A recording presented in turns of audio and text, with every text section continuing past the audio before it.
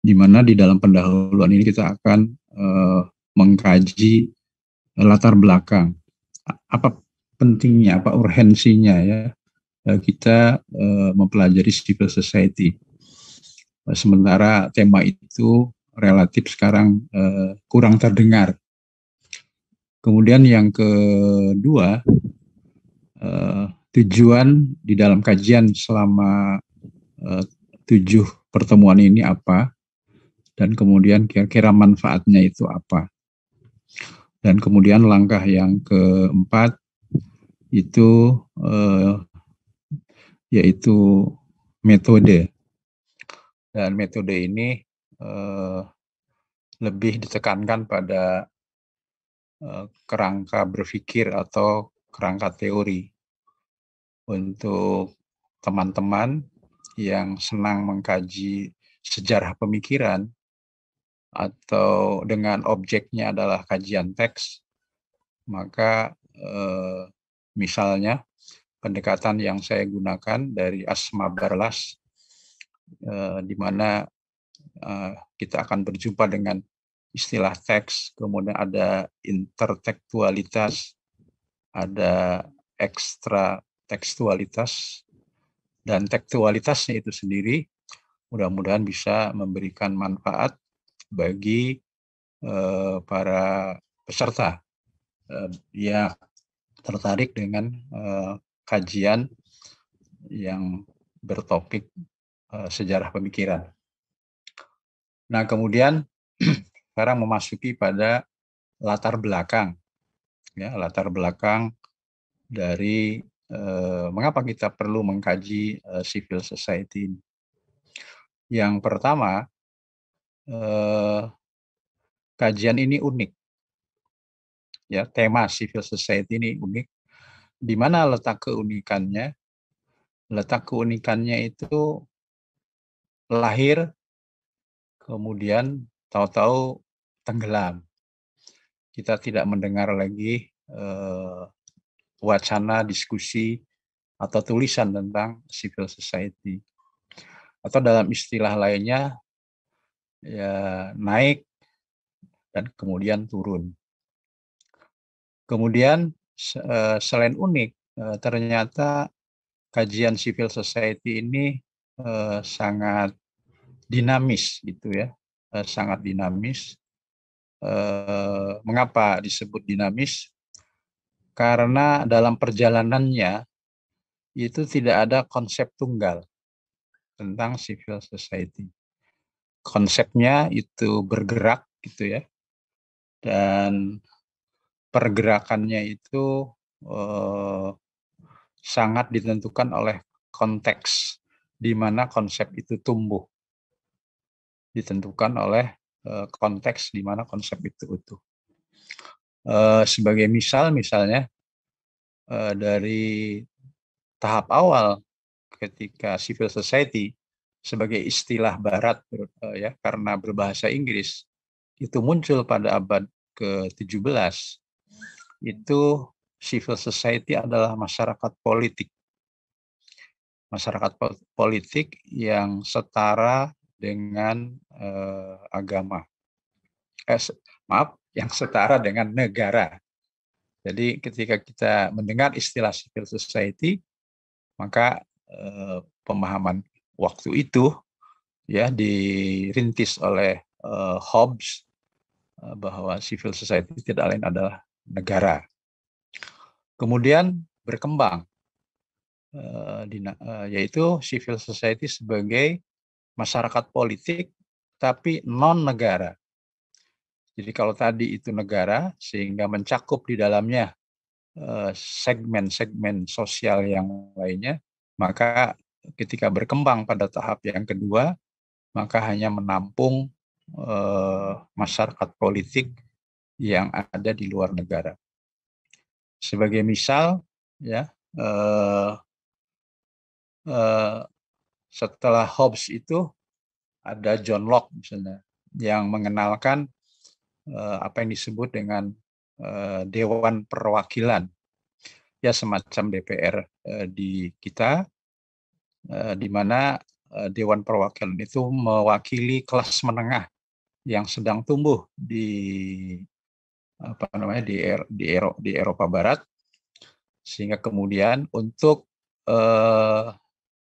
memperjuangkan, membela kepentingan kelas menengah ini diperlukan adanya perwakilan, sehingga perwakilan ini itu menjadi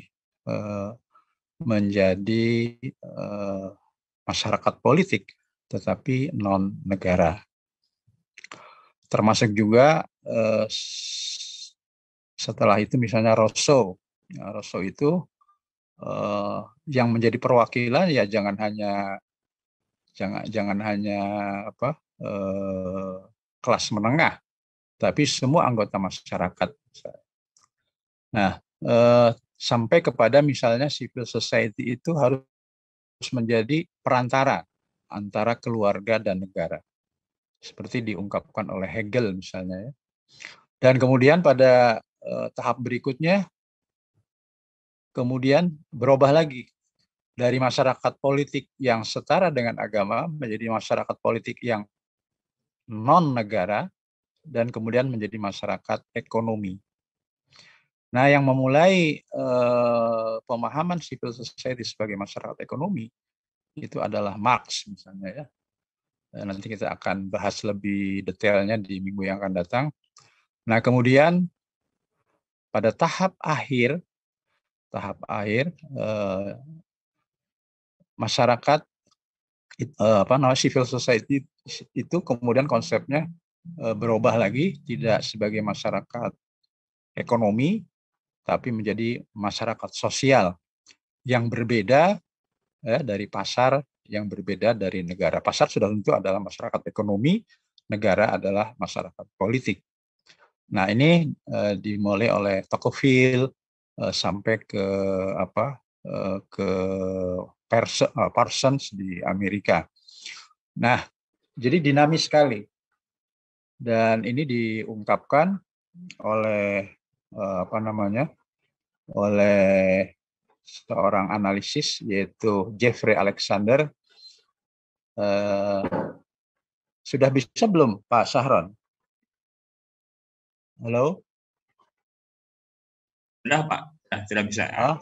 Sudah. Lihat di screen ada ya. Ya, silakan. Ini lanjut. Ini kebetulan modelnya di Pak Sahron tangannya agak ini. Klik. Ini uniknya, ya. Sekarang dinamisnya sudah saya terangkan ini. Ya.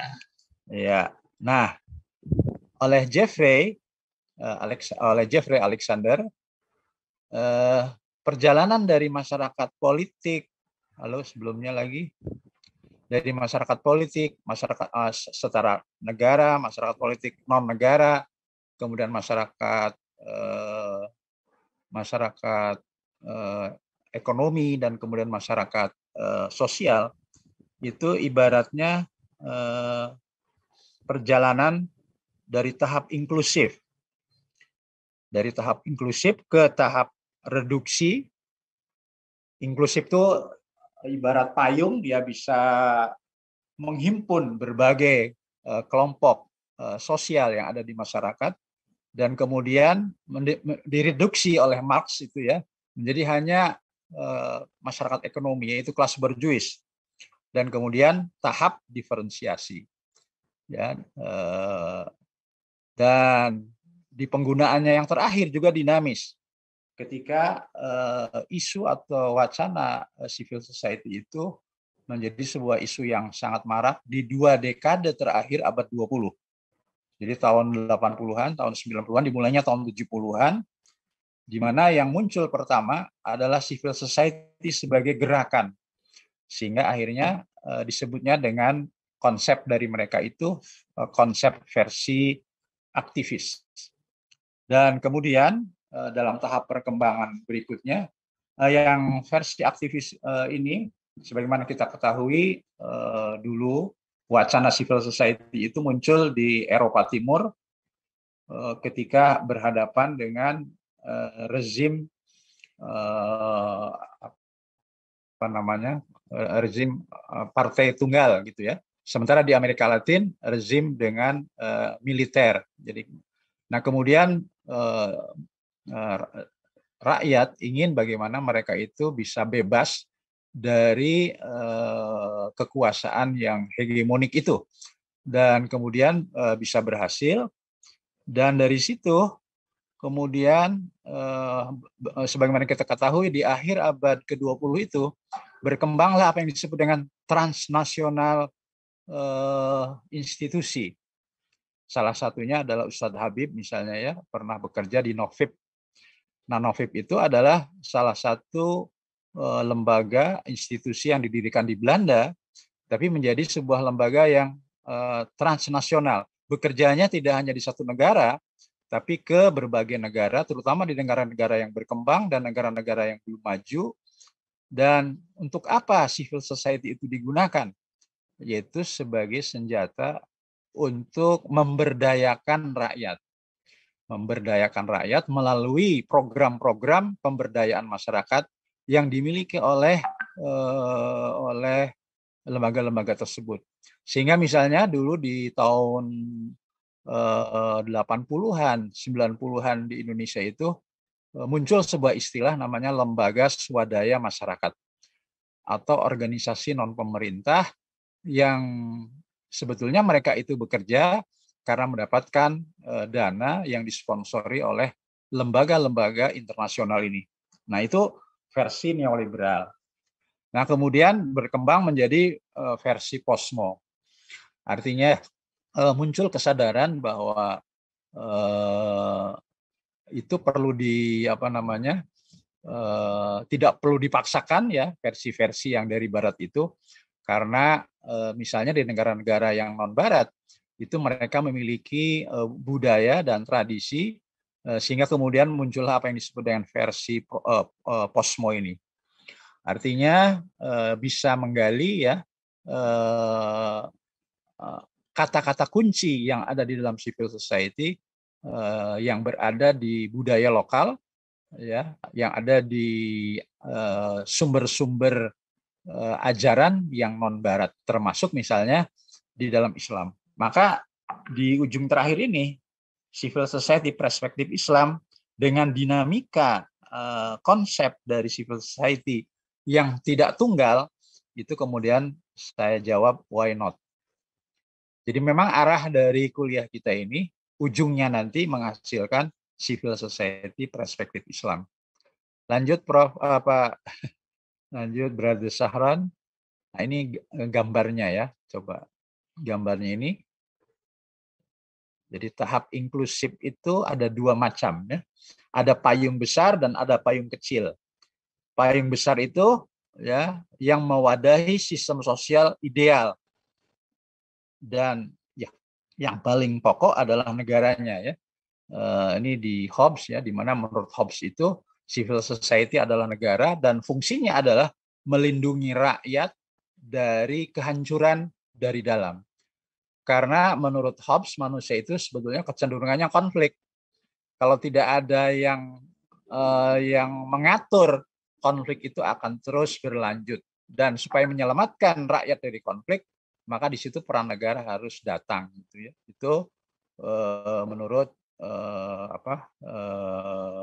Hobbes ya. Sehingga civil society itu menjadi payung besar. Mencakup juga selain negara adalah masyarakat politik yang non negara, masyarakat ekonomi yang disebut dengan pasar. Nah, kemudian tadi berkembang menjadi tahap reduksi. Jadi tahap reduksi itu yang seharusnya utuh nih, yang seharusnya bundar, menjadi direduksi menjadi sepertiga gini aja. Civil society itulah masyarakat borjuis sebagai perwujudan dari civil society di saat Marx itu hidup. Yang kemudian dia menawarkan sebuah alternatif dari civil society, bukan masyarakat borjuis, tetapi masyarakat pekerja gitu ya. Dan kemudian tahap diferensiasinya ya seperti ini gambarnya. Jadi ketiga elemen ya, ketiga segmen yang ada di dalam masyarakat itu menjadi komponen-komponen penting gitu. Mereka menjadi sesuatu yang eksis, tetapi tidak bisa untuk kemudian terpisah begitu saja ya. Antara ketiganya itu ada saling mempengaruhi dan saling bahkan mungkin bisa menghegemoni gitu ya. Bisa saja negara menghegemoni civil society atau pasar, atau sebaliknya pasar menghegemoni negara dan civil society. Yang terjadi misalnya di Indonesia, demokrasi yang sekarang menurut analisis Azumardi Azra itu demokrasi kuasa oligarki, itu berarti oligarki itu kan sebagaimana yang kita bisa lihat, itu adalah wakil dari pasar ini ya. Dan sekarang betapa kuat sekali pengaruhnya baik terhadap negara apalagi terhadap civil society. Nah, ini sudah jadi civil society menjadi ruang atau formasi sosial yang berbeda. Nah, berikutnya silakan. Nah, sekarang apa toh civil society itu sendiri? Mungkin para hadirin itu bertanya-tanya. Nah, kan yang menjadi problem tadi saya katakan bahwa tidak ada definisi tunggal, tidak ada konsep tunggal tentang civil society. Apa kemudian yang harus kita lakukan kalau kita tidak menemukan konsep yang tunggal itu? Ijtihad saya itu mencari kata kunci. Apa toh sebetulnya kata kunci dari setiap konsep-konsep yang sudah diungkapkan oleh para pakar itu. Dan dari kajian yang saya lakukan, itu ditemukanlah setidaknya minimal ini, karena bisa lebih nanti dalam temuan di pekan yang akan datang. Yang minimal itu ada 11. Jadi civil society itu pertama, formasi sosial yang terorganisasikan. Jadi formasi sosial itu orang berkumpul, dan dengan berkumpul itu kemudian menjadi satu organisasi. Seperti para insinyur berkumpul menjadi PII, ya, Persatuan Insinyur Indonesia. Dokter berkumpul menjadi Ikatan Dokter Indonesia. Umat Islam berkumpul, ada yang menjadi NU, ada yang menjadi Muhammadiyah, gitu ya. Nah, itu formasi sosial yang terorganisasikan. Kemudian yang kedua, kata kuncinya dari sebuah civil society adalah kesukarelaan. Jadi tidak ada keanggotaan yang dipaksakan. Yang ketiga adalah swakelola. Nah, mereka ini mengurus diri mereka sendiri, ya, mengurus diri mereka sendiri. Kemudian yang keempatnya penampungan aspirasi. Nah, formasi sosial itu untuk apa mereka dirikan? Yaitu menampung aspirasi mereka. Kalau PII ya berarti menampung aspirasi para insinyur. ID berarti menampung aspirasi para dokter.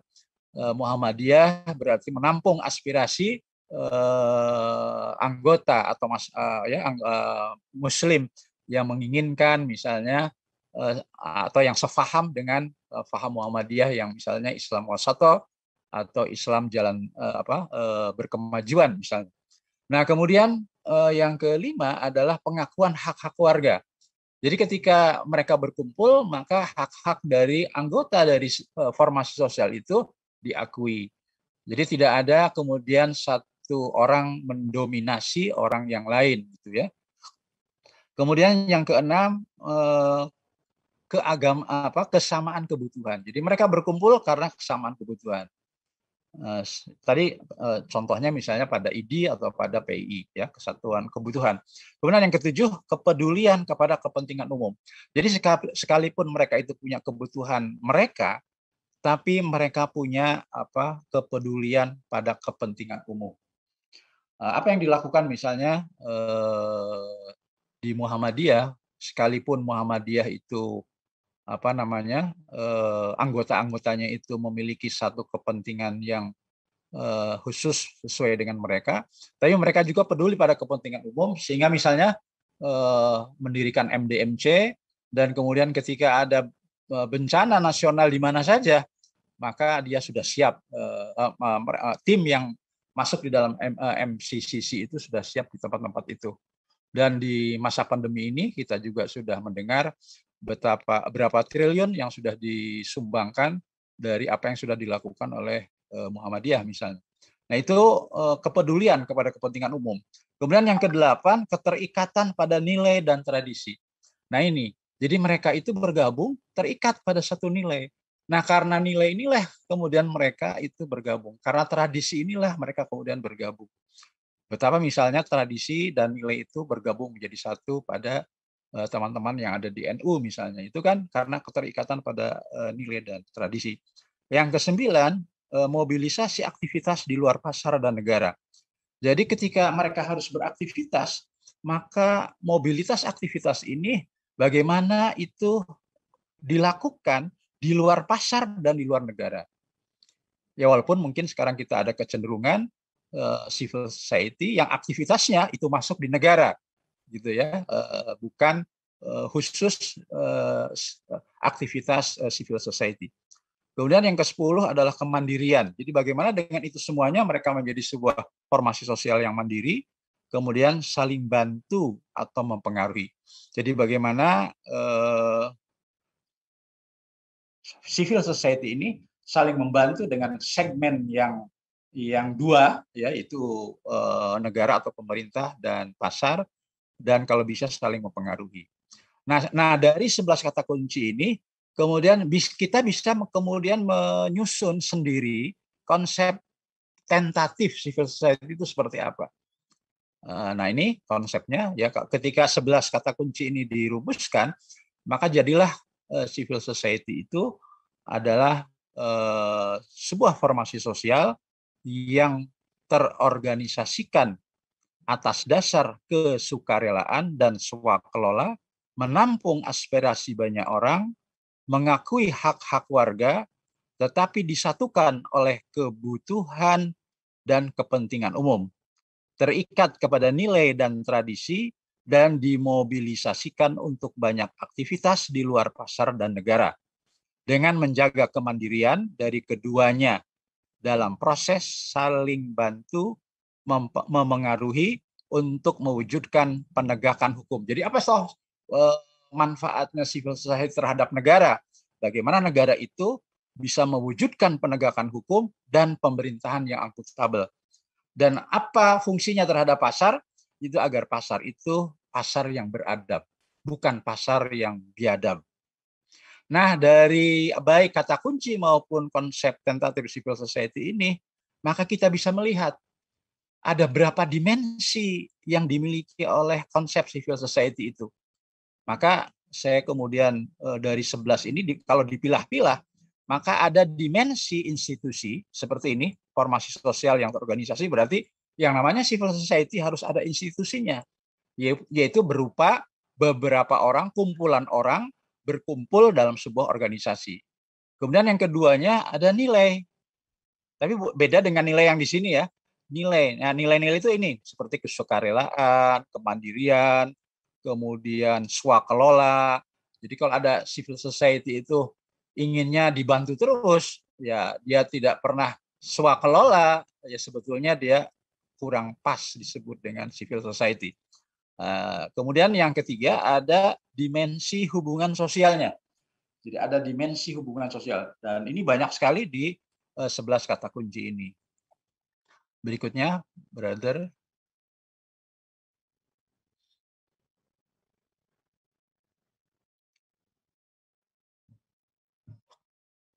Sekarang pelemahan civil society, ya, pelemahan civil society.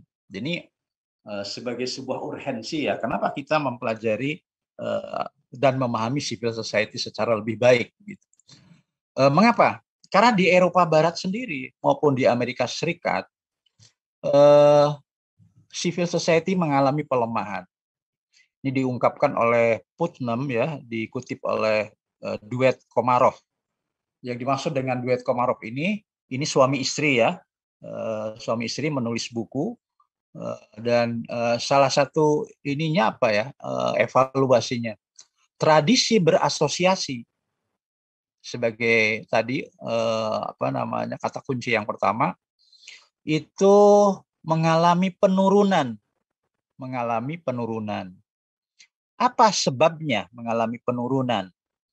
Yang pertama, sekarang ini masyarakat di belahan bumi mana saja cenderung menjadi masyarakat yang konsumtif. Dan sangat kita rasakan tidak saja di kota besar, di kota-kota kecil di Indonesia juga sudah menjadi masyarakat konsumtif. Apa ciri dari masyarakat konsumtif? Ya bekerja hampir seharian gitu ya. Kadang-kadang berangkat setelah subuh baru pulang jam 10 malam begitu.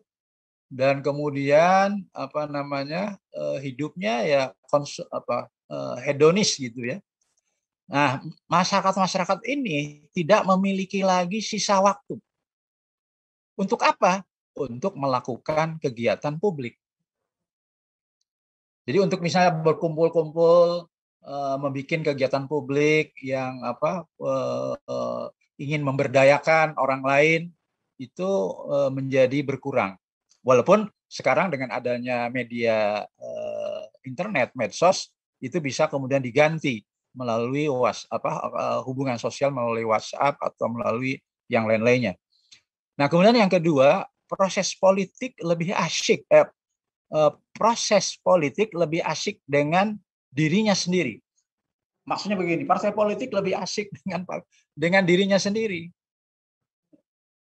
Dia baru berurusan dengan rakyat kalau pas mau datang pemilu. Ketika suara sudah dapat kursi, ya relatif melupakan, kecuali beberapa gitu ya. Jadi jauh dari usaha akar rumput. Dan kita bisa melihat kalau di Indonesia itu regulasi-regulasi dari undang-undang itu kan yang memihak rakyat itu bisa dihitung. Yang lainnya titipan dari oligarki gitu ya. Kemudian yang ketiga, media massa. Media massa dengan kekuatan komunikasinya sangat kuat, kekuatan komunikasinya itu lebih memilih menjadi corong kekuatan ekonomi dan politik daripada kekuatan publik. Jadi begitu dahsyatnya ya kekuatan ekonomi, ketika mereka itu begitu kuat, apa saja bisa dibeli, termasuk media massa. Nah sekarang kalau media massanya sudah tidak media publik lagi, ya yang disebutnya dengan media voyeuristik, ya disitulah terjadinya pelemahan civil society. Itu di Eropa Barat dan di Amerika terjadi juga begitu. Nah sekarang di negara Muslim, mari kita lihat pertama di Timur Tengah. Di Timur Tengah itu ada apa yang kita pernah dengar namanya Arab Spring. Arab Spring itu terjadi di 6 negara. Di tahun 2011, yaitu Tunisia, Libya, Mesir, Yaman, Syria, dan Bahrain. Adakah jasa dari civil society? Ada. Mereka menggerakkan ya revolusi itu salah satunya ya melalui media sosial itu. Tapi apa yang terjadi sesudah revolusi itu didapat? Ternyata tidak seperti di Eropa Timur dan Amerika Latin. Ya, di akhir abad ke-20, di mana gerakan civil society relatif mengalami kegagalan. Ya, kecuali Tunisia. Dari 6 negara tadi kecuali Tunisia. Apa sebab-sebab kegagalan? Sebab-sebab kegagalan itu salah satunya adalah intervensi militer regional dan atau internasional. Kita tahu misalnya Yaman ya, itu di situ intervensi regional dan internasionalnya kan kasihan ya kita melihat Yaman itu. Atau penyebab lainnya adalah perang sipil yang saling menghancurkan. Kita lihat Syria, kita lihat Libya, dan kita lihat Yaman lagi gitu ya. Dan kalau ada perang sipil, berarti civil society itu lemah. Civil society itu tidak bisa kemudian melakukan resolusi konflik begitu di antara mereka. Yang terus berlangsung dalam 1 dekade ya. Hanya Tunisia yang berhasil menuju suatu pemerintahan yang demokratis, konstitusional. Paling tidak sejak Mei 2018. Ya mudah-mudahan menjadi lebih baik gitu ya. Berikutnya, sekarang khusus di Indonesia ya, pelemahan civil society di Indonesia. Kita lihat sejak dari awal era reformasi. Awal reformasi terjadi tahun 1998. Nah, di awal reformasi, katakanlah 5 tahun pertama, maka kita bisa melihat, terutama bagi generasi yang sudah bukan milenial gitu ya, itu setelah reformasi terjadi apa yang disebut dengan fenomena komunalisme. Jadi penguatan terhadap etnis, penguatan terhadap simbol-simbol suku gitu ya, itu menguat. Dan pernah terjadi misalnya ada konflik antar suku di Kalimantan, misalnya antara suku Dayak dan suku Madura, atau kalau di Maluku ya antar umat beragama.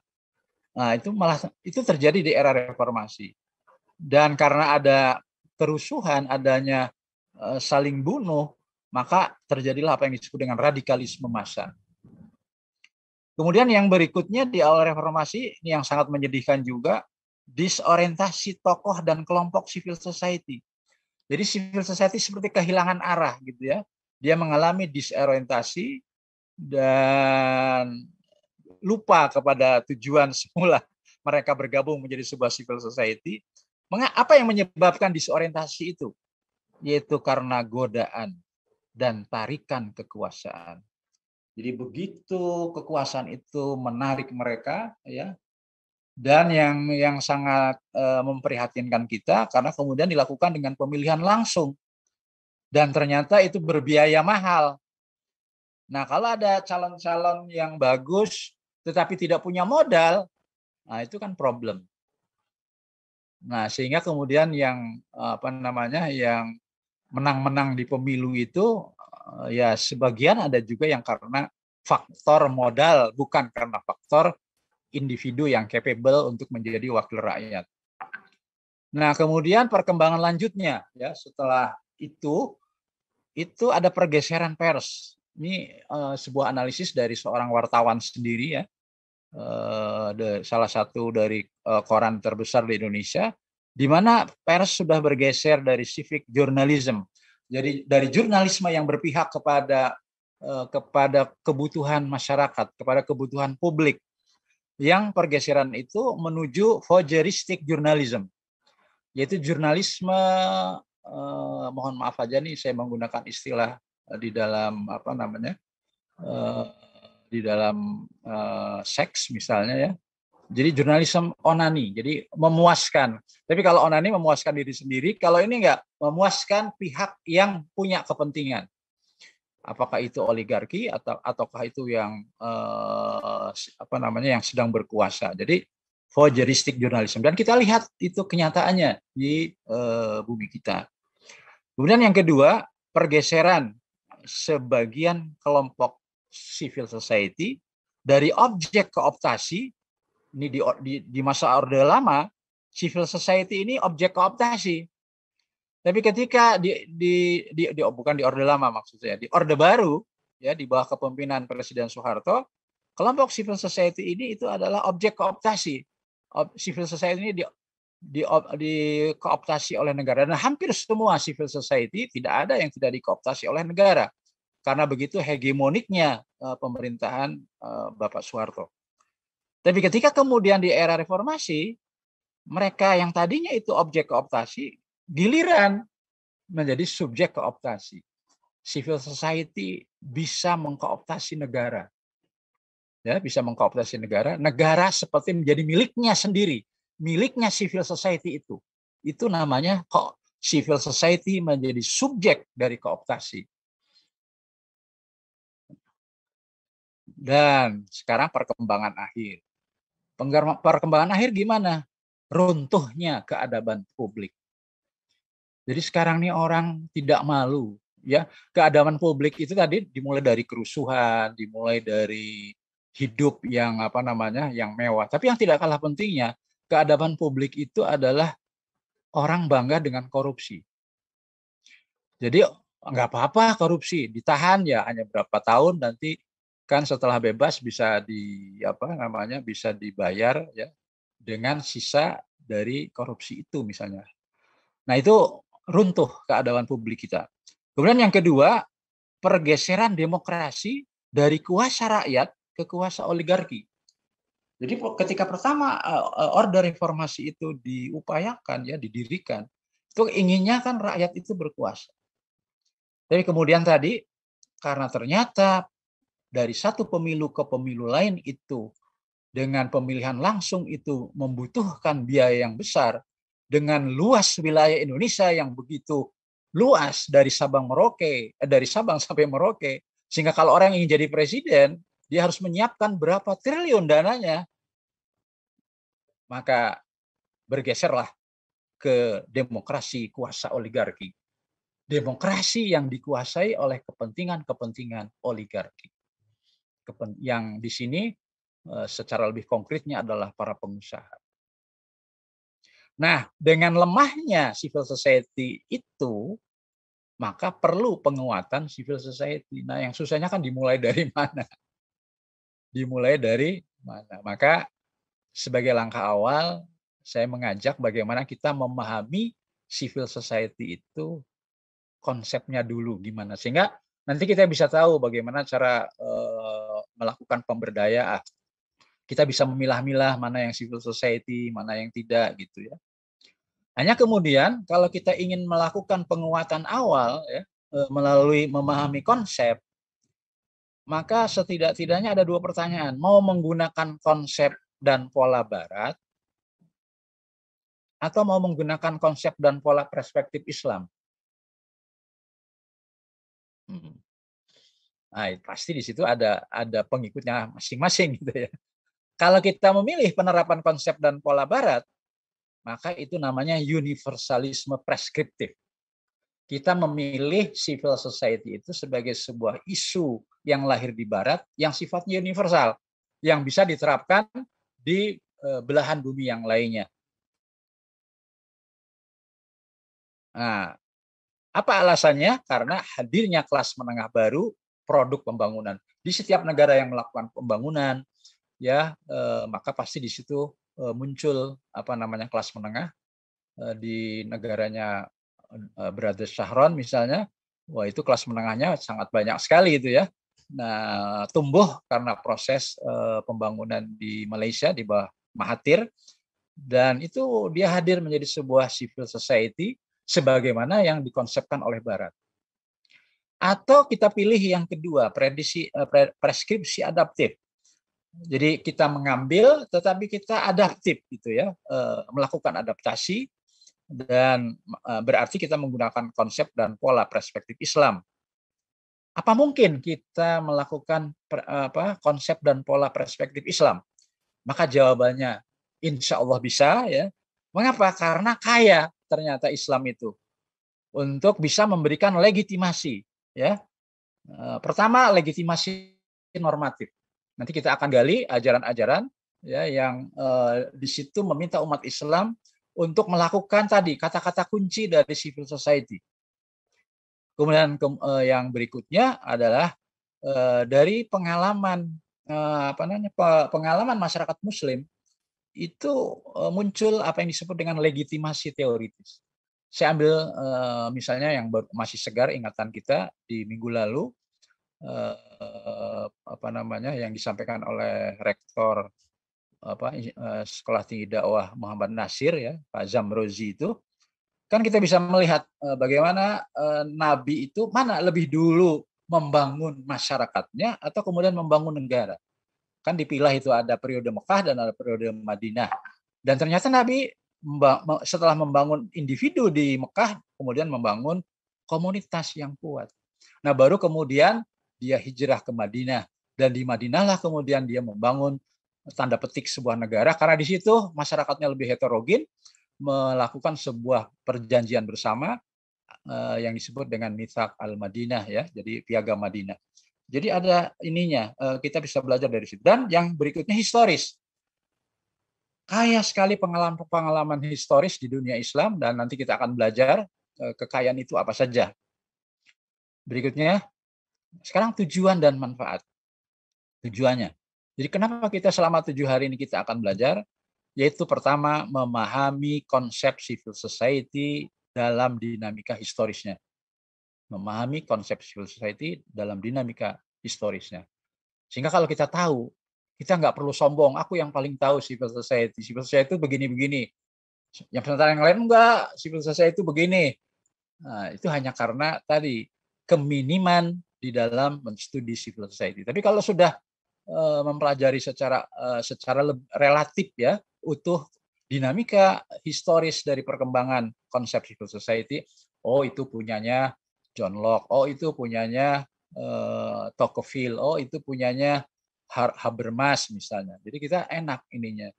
Kemudian yang berikutnya, tujuan yang kedua ini yang lebih penting, konseptualisasi civil society perspektif Islam. Nah, manfaatnya apa? Manfaatnya adalah pengembangan visi negara Muslim Indonesia yang lebih demokratis. Visi negara di mana umat Islam itu berada, gitu ya. Bukan kemudian menjadi negara Islam ya.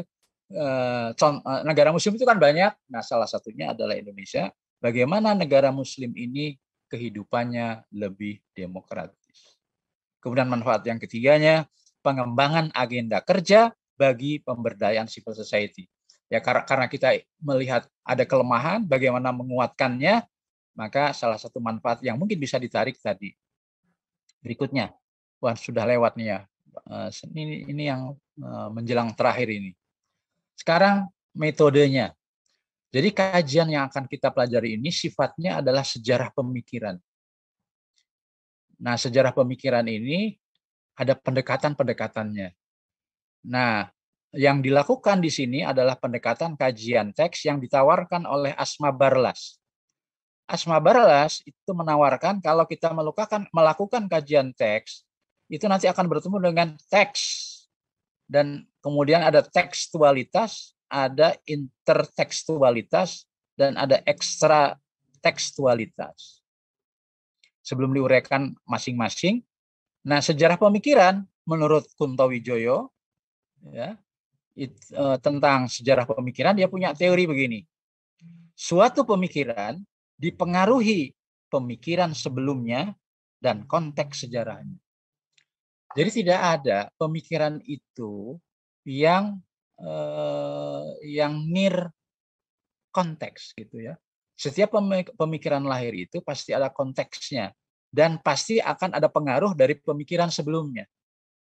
Dan kemarin ketika kita mendengarkan kuliah dari Profesor Hamid Zarkasi misalnya, bagaimana misalnya teori-teori yang dikemukakan oleh para ilmuwan Eropa di awal era modern itu sebetulnya adalah ada pengaruh dari ilmuwan-ilmuwan Muslim ketika Eropa itu berada di abad gelap, ya. Jadi ada pengaruh. Nah, sekarang apa yang dimaksud dengan teks? Yaitu wacana apapun yang dibakukan dalam bentuk tulisan. Artinya ketika kita belajar konsep civil society, ya kita belajar teks-teksnya itu, dan kemudian bagaimana teks itu dibaca, ya. Karena ada teks itu apakah dibaca tadi dengan pola barat yang sekuler atau pola integratif gitu ya, atau apakah hanya sekedar secara struktur pembacaannya sehingga mencari kata-kata kunci saja, atau memang mencari secara lebih lengkap yang disebut dengan mencari akar sejarahnya gitu ya, namanya pendekatan arkeologi, pendekatan arkeologis. Jadi tidak sekedar struktural. Nah, kemudian intertekstualitasnya yaitu hubungan antara satu teks dengan teks lainnya. Jadi seperti hubungan apakah ada hubungan antara konsep barat sesama barat antara di abad 17-18 dengan 19-20 dan penggunaan kontemporer. Atau juga apakah ada keterkaitan antara itu dengan misalnya yang berkembang di dunia Muslim misalnya. Nah, itu intertekstualitas. Nah, yang ekstra tekstualitas itu lebih bicara tentang bagaimana konteks di mana konsep itu lahir. Kalau kemudian kita bangun dalam sebuah gambar, gambarnya begini. Silakan. Nah, ini dia. Jadi kita ingin mencoba menyusun perspektif Islam.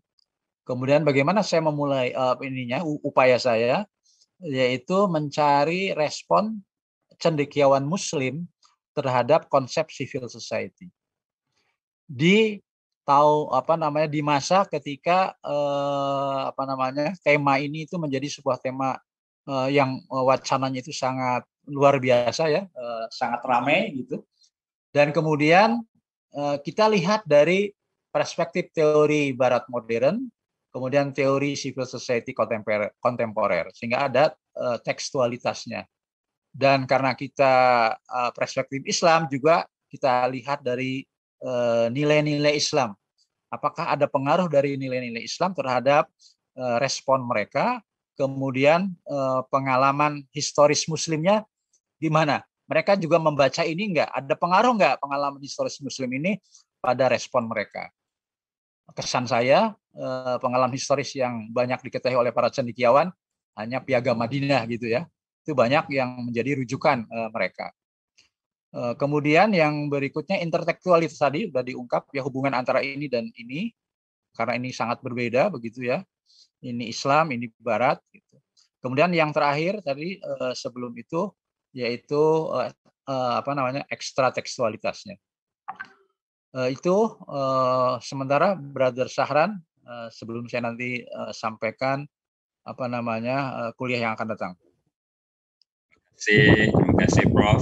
Saya sambung itu Prof. Punya slide itu ada lagi. Ya, ini dia. Topik yang akan datang itu perkembangan konsep civil society pengalaman Barat, dan itu saya uraikan sedikit masa klasiknya ya. Tapi karena memang ada bibitnya di peradaban Yunani, dan kemudian ada masa modern awal yaitu abad ke-17 dan 18. Ringkasannya, perkembangan konsep civil society dikaji dalam 5 elemen. Jadi nanti civil society dikaji dalam 5 elemen, yaitu pertama konteks sosialnya. Jadi saya ingin kita memahami bahwa tidak ada konsep itu yang lahir di luar ruang gitu ya. Dia lahir dalam suatu ruang. Dia dikonstruksi oleh lingkungannya gitu. Termasuk juga misalnya pemahaman kita terhadap ajaran Islam. Ajaran Islamnya enggak, tetapi pemahaman kita terhadap Islam itu juga dipengaruhi oleh konteks sosial. Nah, kemudian konsep generiknya ya intinya dari sebuah civil society apa? Masih yang tadi Masih yang tadi sedikit. Baik, jadi tadi mungkin sudah dibaca, dan ini secara utuh 7 pertemuan kita ya ini. Jadi minggu yang akan datang kita akan selain konsep generik, kata kunci, dan kemudian tokoh yang melahirkannya. Ada beberapa tokoh dari sejak Hobbes ya sampai kepada Tocqueville atau ya. Dan kemudian selama 7 minggu ini yang akan kita bahas, maka minggu yang akan datang ini. Dan sampai nanti ujungnya itu membangun konsep civil society perspektif Islam. Demikian, Brother Syahran, mohon maaf ya tadi terutama gangguan teknis tadi, sehingga kemudian menjadikan kuliah ini begitu panjang.